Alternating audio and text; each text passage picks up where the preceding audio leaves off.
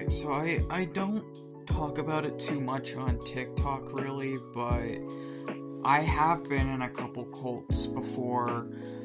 Among them was the reality shifting cult, and I think that this was a cult that came out of really the trauma and the mass scale isolation of the COVID pandemic, and it was a movement run by and for Gen Z and Gen Alpha, meaning the oldest people in this group were not going to be probably older than like 24, and the youngest were like literally children.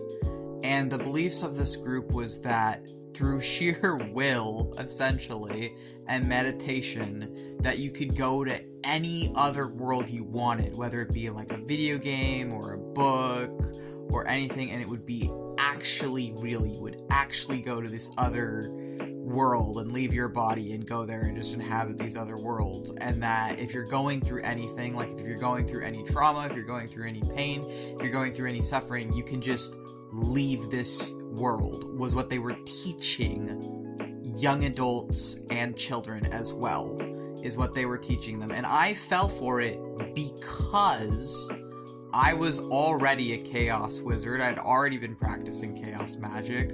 Some of what they were saying was highly appealing to me because I was really into the idea of like tulpamancy and puppet magic, and I've always been a hyper creative person that's very interested in like other worlds, the idea of other worlds and different things.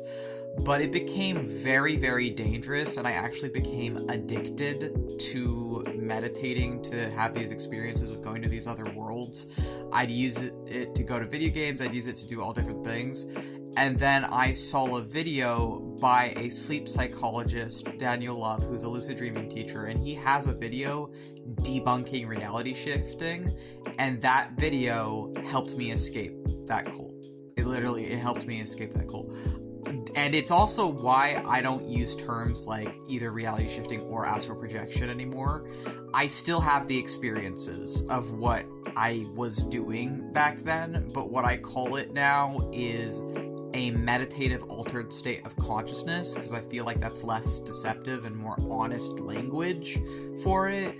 Or sometimes it's lucid dreams. And I also think that there was this huge, like, oh, it's not lucid dreaming in the community, but the same people didn't know what the hell lucid dreaming was, and it was very obvious they didn't know what it was. And I've been learning about lucid dreaming for the past 2 years now, and I can say that a lot of my most vivid quote-unquote shifting experiences were just lucid dreams, and I didn't know what lucid dreams were back then, so I didn't know what was lucid dreaming.